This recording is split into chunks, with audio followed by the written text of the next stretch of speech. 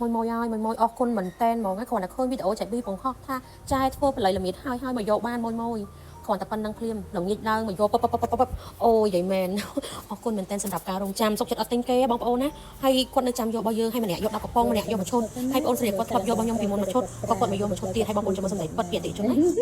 មួយគ្រាន់ឃើញប្រហោះមកយកនេះឥឡូវសួរ feedback អត់ថត់មកគេមកបងសួរប៉ិតណាមិនដែរញ៉ាំទៅញ៉ាំបានម្ដងហើយមើលមកកំប៉ុងនៅបងអត់តអស់មកកំប៉ុងនេះញ៉ាំដូចជាចូល4ខែនេះយ៉ាងផ្លែច្រើននេះមកសួរសម្ដីប៉ិតយ៉ាហាសាច់រៀងចាំជាងមុនសាច់ផ្លែកណោះផ្លែកហើយមួយទៀតពេលញ៉ាំហើយងុយគេមកគេលក់ស្រួលព្រោះយើងញ៉ាំមួយទឹកដោះគោក្តៅតាមការណែនាំបងប្រាប់ណោះអូខេយកពីកំប៉ុងចឹងចំណេញបោះយកអីទៀត10កំប៉ុងចេញទៅណាមួយចាំទទួលលេខទូរស័ព្ទ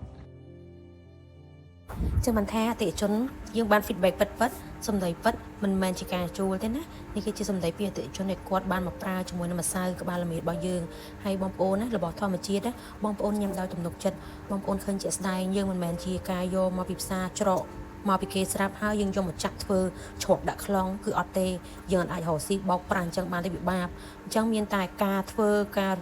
ពិតប្រាកដលក់ដូរពិតប្រាកដធ្វើដោយខ្លួនឯងពិតប្រាកដបាននាងខ្ញុំហ៊ានយកមកដាក់លក់បើសិនជានាងខ្ញុំអត់ធ្វើដោយផ្ទាល់ដៃទេគឺនាងខ្ញុំមិនហ៊ានទេពូខ្លាចចំរបស់អត់សុទ្ធបងប្អូនឃើញហើយគ្នាខ្ញុំគឺពីអ្នកគ្នាខ្ញុំពេលណាទៅណេ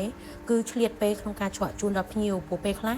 យើងការងារផ្ទះផងរស់ស៊ីផងដល់អញ្ចឹងពេលខ្លះយើងឆ្លក់អត់តនេះអញ្ចឹងបងប្អូនមើលជាក់ស្ដែងអត់មានថារឿងគត់ទេមានទៅលើជូនដល់បងប្អូនហើយបងប្អូនញ៉ាំនៅទំនុកចិត្តហើយបើសិនជាបងប្អូនថាអត់ចេះញ៉ាំទេ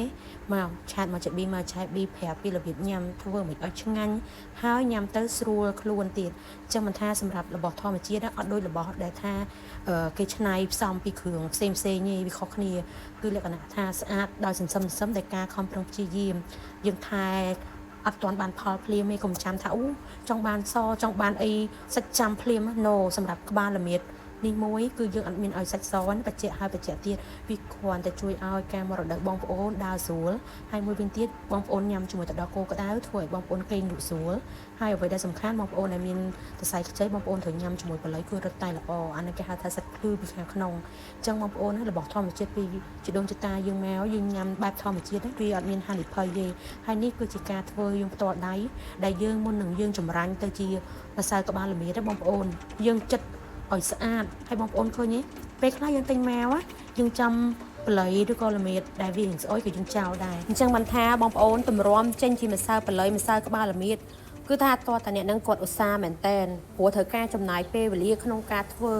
ហើយបើថាអ្នកខ្ជិលវិញគឺគាត់ខ្ជិលហើយធ្វើមិនកើតទេទិញស្រាប់ទៅណាបងប្អូនហើយបើរកកន្លែងទិញអត់ឃើញមកកន្លែងចៃប៊ីមកដល់កន្លែងហាង B Salon Spa មកតែធ្វើហើយថ្មីទេអញ្ចឹងមិនថាបងប្អូនបន្ទាប់ពីយើងហាស្ងួតហើយយើងចាប់ផ្ដើមដល់វគ្គយើងកិន